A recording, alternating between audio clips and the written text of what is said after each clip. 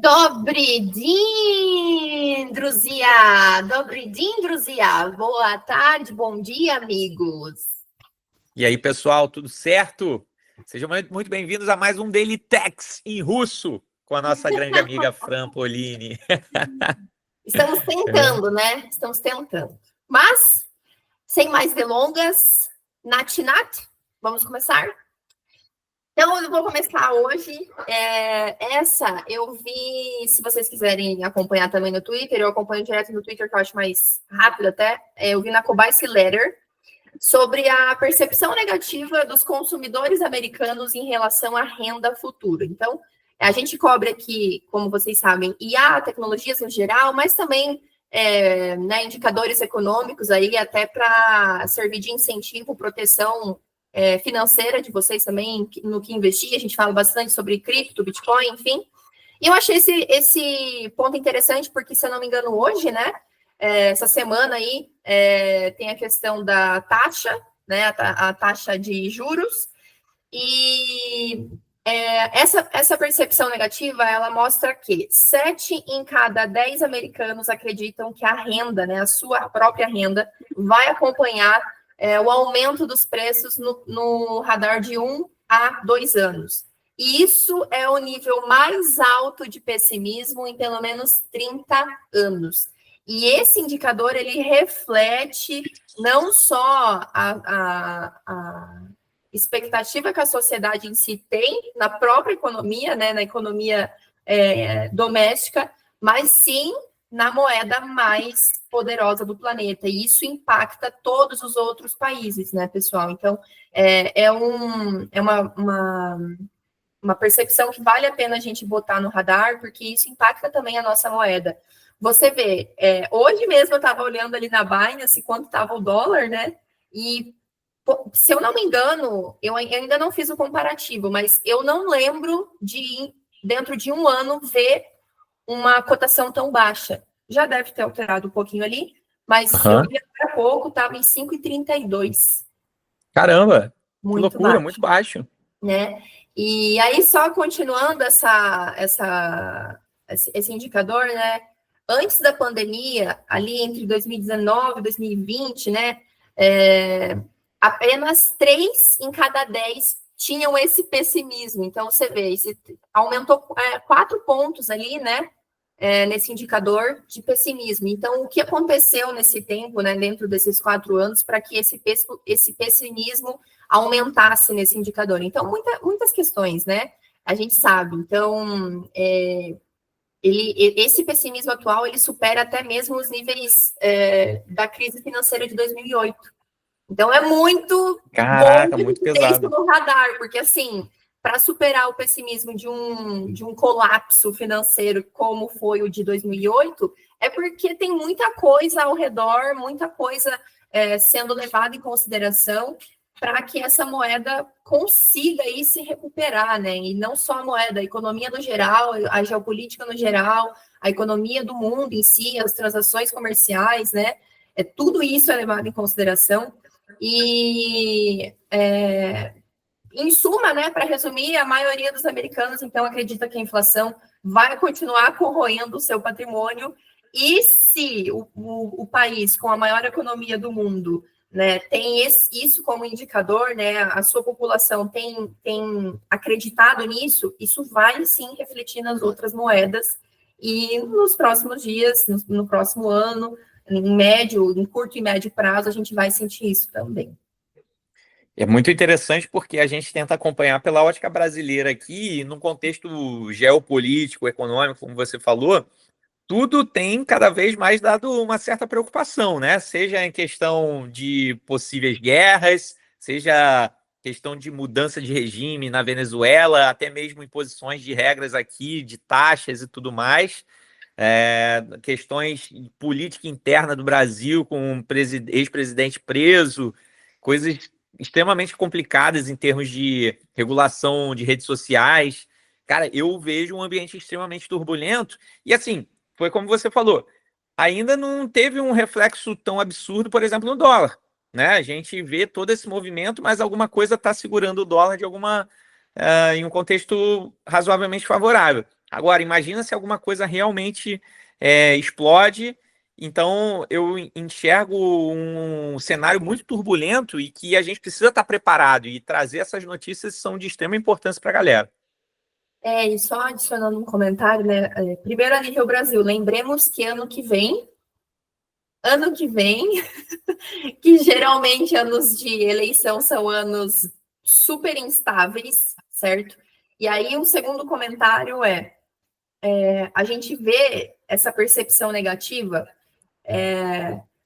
traz uma tensão, né? Vendo essa percepção negativa, traz uma tensão, e eu ainda reforço o fato das stablecoins, por mais que representem uma alternativa, stablecoins são pareadas, e aí vou citar aqui a da Circle, que é o SDC O e STT. a USDT da Tether, são pareadas com o dólar, não tem igualdade, tá, pessoal? Elas são pareadas.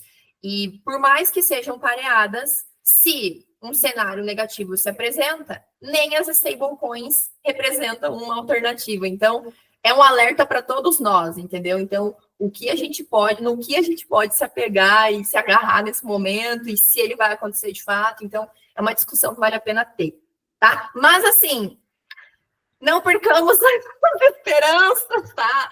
A gente não está aqui para só dar um balde de água fria em todo mundo, né? Jogar um balde de água fria em todo mundo, mas é importante a gente manter isso no radar e ter isso como parâmetro aí nos próximos dias e médio prazo, 1, 2 anos, tá? Muito legal. Vou partir para a próxima já, depois passo a palavra para ti, Claudinho. O que eu trouxe agora sobre um modelo de rede neural chamada PDGrapher, que é um avanço aí científico em biomedicina com inteligência artificial. Ele foi desenvolvido por pesquisadores da Harvard Medical School. E o que esse modelo de rede neural, né, com inteligência, com IA, né, com inteligência artificial faz, né? Ele faz uma interação, então mapeia a interação dos genes com algumas drogas, né, e faz reverter células doentes ao estado normal. Então, isso a gente consegue fazer um paralelo com neoplasias, que são células cancerosas, né? E aí, esse mapeamento mostrou resultados 35% melhores em 19 tipos de câncer, em comparação com os modelos já existentes. Então, é um estudo considerável, né? É um resultado considerável, e também foi capaz de prever corretamente tratamentos, né, já conhecidos, como o de câncer de pulmão, e também sugerir outras possibilidades, justamente por conta dessa aliança aí entre a área médica com a inteligência artificial. E o legal, né, o interessante é que ele já está sendo aplicado em pesquisas sobre Alzheimer, Parkinson e algumas doenças raras também. Então, em resumo, né, é um estudo, um avanço científico aí que foi desenvolvido por pesquisadores da Harvard Medical School, que aliaram biomedicina com inteligência artificial, e eles foram mapeando redes de interação entre genes e algumas drogas, né, para reverter células doentes ao estado normal. E isso é muito promissor, porque essa abordagem com IA, a gente vem cobrindo isso já há algum tempo, né? Ela pode transformar, de fato, o desenvolvimento de medicamentos, né, que são muito complexos, tornando aí o tratamento mais personalizado, simples, eficiente, né?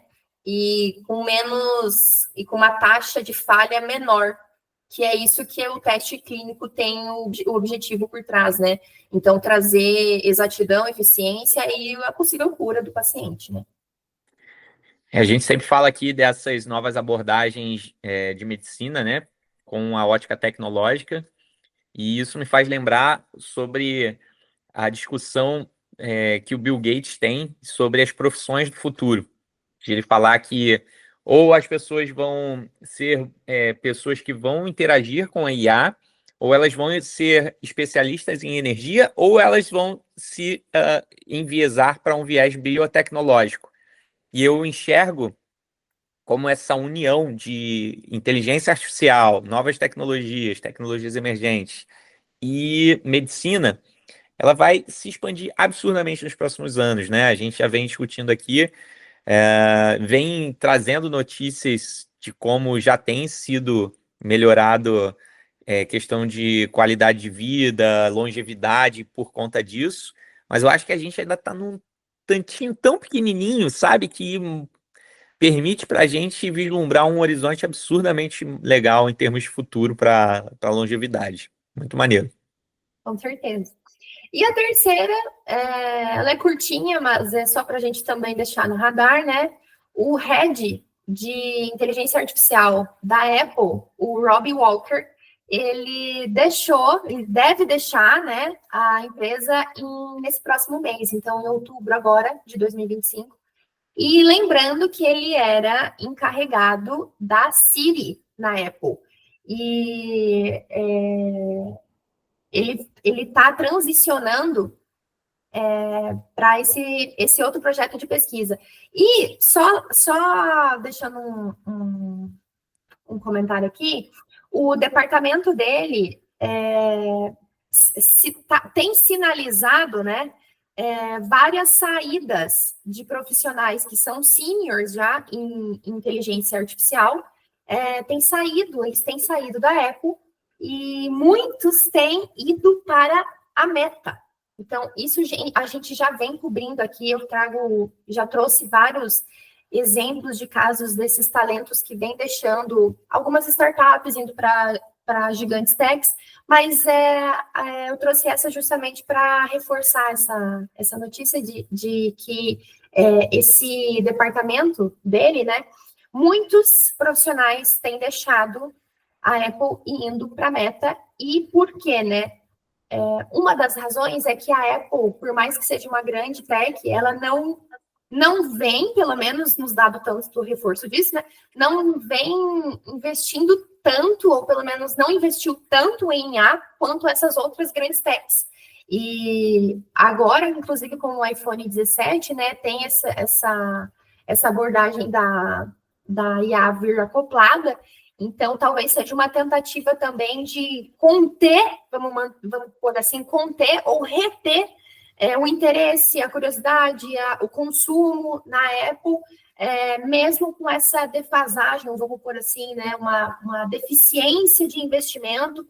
Claro que eles investem muito, mas em comparação com o mercado e com a pressão do mercado em inteligência artificial e até da AGI, por exemplo, é muito investimentos bilionários em uma indústria que é lucrativa. Então, a Apple é uma tentativa da Apple também de se aproximar e de conter esse avanço das outras grandes techs, né? Então, nesse próximo mês, o Robbie Walker, que é o head de inteligência artificial da Apple, deve deixar a empresa. Se isso vai refletir alguma coisa, não sabemos. Mas é importante dizer que provavelmente vai vir outra pessoa que tem que ser in charge, né, ser encarregado da Siri, até porque a Siri não vai deixar de existir, né? Pelo menos a gente acha que não. Então, vamos ver quem vai ser o indicado aí.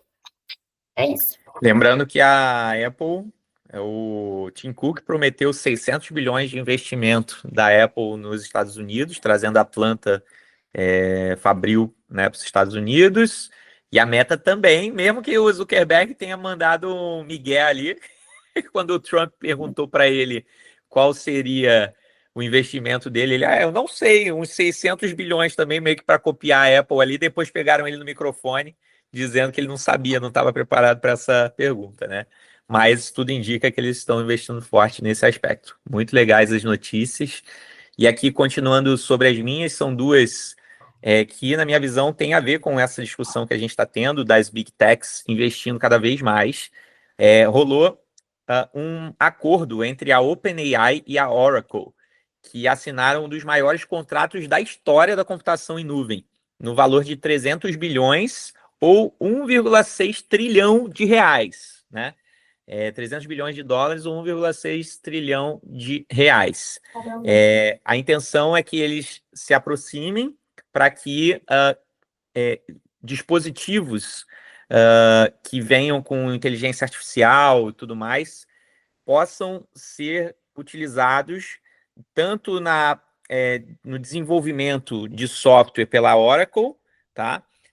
Quanto que com a união em relação à inteligência artificial promovida pela OpenAI. Então, é uma troca de gestão de conhecimento ali entre as duas empresas, na qual elas querem disseminar dispositivos com inteligência artificial de maneira conjunta, né? Isso é bem interessante aí para entender a dinâmica do poder, que envolve até mesmo parte geopolítica, né? Se a gente for parar para pensar que a China vem muito forte em vários aspectos, que as big techs têm tido todo esse nível de investimento, e possivelmente isso é justamente para trazer cada vez mais monitoramento, mais controle, mais investimento nesse setor, tá? Então, esse é um ponto extremamente importante.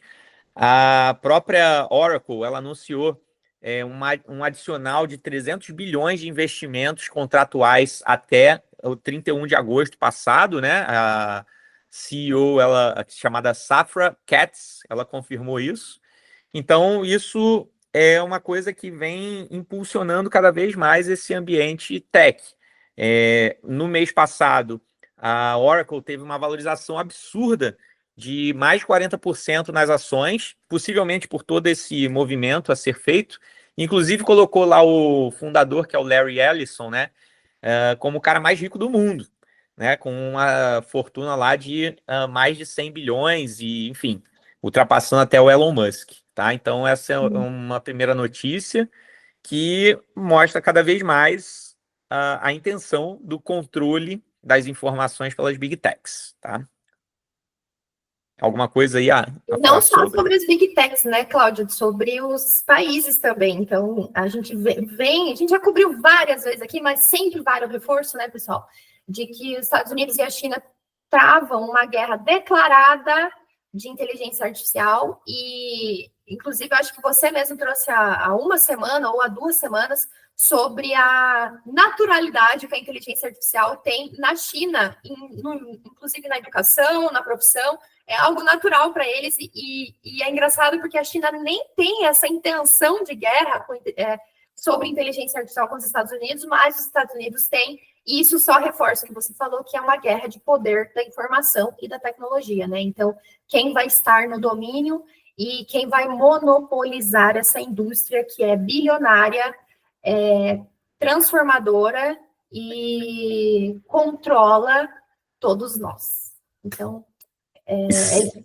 Isso sem a gente entrar em aspectos mais por baixo dos panos ali, que eu gosto, né, de investigar, mas que dizem que toda essa questão tarifária e principalmente de tentativa de controle através de imposições e poder promovida pelos Estados Unidos tem muito a ver com domínio de zonas de influência. Por exemplo, o Brasil, que vem se afastando cada vez mais dos Estados Unidos, Venezuela, até mesmo a Argentina, que agora teve uma perda política lá para o Milei.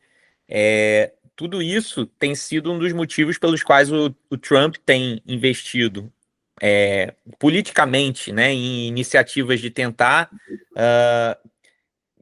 contestar a esquerda na América do Sul, justamente para que ele consiga implementar políticas pró-techs aqui.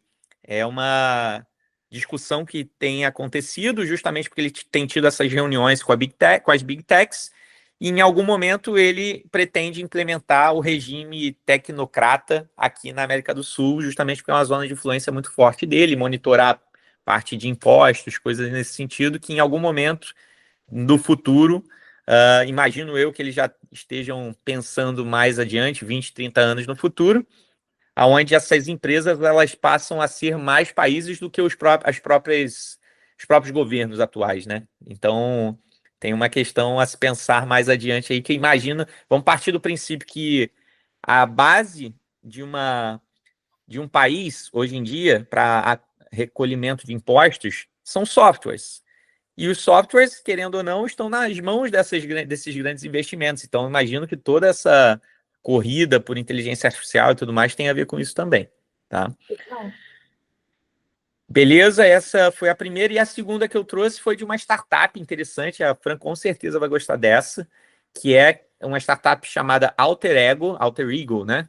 Que ela desenvolve dispositivos vestíveis para uma comunicação silenciosa.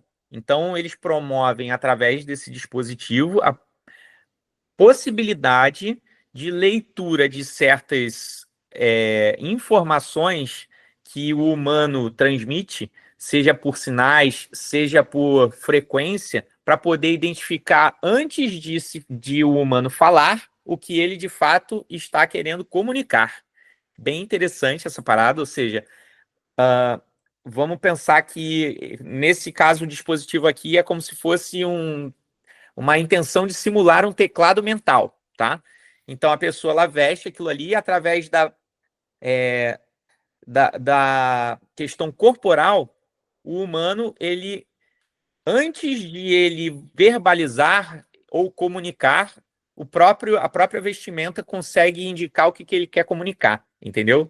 Bem interessante isso. É um aparelho que é usado ao redor das orelhas, semelhante a um óculos, tá? Uhum. E apoiado por trás da cabeça, ou seja, em um contexto onde você consegue identificar através de frequências o que está se passando no cérebro, o que está se passando na região da comunicação, digamos assim, né? Você consegue identificar o que a pessoa está querendo se comunicar, mesmo que ela não tenha falado nada. Isso é uma parada bizarra que, eventualmente, pode ser utilizado para identificação de intenções dos humanos, assim, né? E se a gente for parar para pensar em notícias que a gente já trouxe aqui, como questões de pre-crime, né? Que é predição de crimes, esse tipo de tecnologia, ela vem para nos controlar cada vez mais, né? Então, achei Sim, interessante aí. eu tinha visto essa, que é, na verdade, tipo um headset, pessoal. E ele capta as suas microcontrações na mandíbula e também os sinais que o seu cérebro envia para que a gente que a fala seja possível, né? Esses microsinais, ele capta isso. Então, é muito inovador e disruptivo, né? Você pensar que a comunicação ela pode ser silenciosa, né? Então a gente tem comunicação verbal, a gente tem a comunicação de sinais, enfim, e a inteligência artificial ela agora consegue, ela nos mostra, né, que é possível até uma comunicação telepática. Se a gente for pôr na ponta do lápis, é quase telepática. Então, e se a gente for, inclusive, por isso a nível bélico, inclusive, Imagina, né? pô, você pode pegar alguém na mentira muito fácil, né? Então, jurídico também, enfim, abre brecha para uma infinidade de vetores e fatores aqui que a gente pode listar, né? Mas é muito legal, eu já tinha lido mesmo e fica aí para vocês darem uma Cara, fuçada. futuro dark pra caramba, né? Que a gente não sabe o que pode acontecer. É bizarro, cara. Tu quase não gosta, né, Eu Cláudio? já Tu não quase não gosto, né? Um Black gosta. Mirror da vida real, Total, total. mas é isso. Então tá, fechou aqui nossa conversa. Franzinha, muito obrigado. Mais um Fechamos, Daily pessoal. Techs bem sucedido. Eu aguardo vocês para o próximo Daily Tech. Se cuidem e se mantenham atualizados conosco. Valeu, tchau. Sai aqui.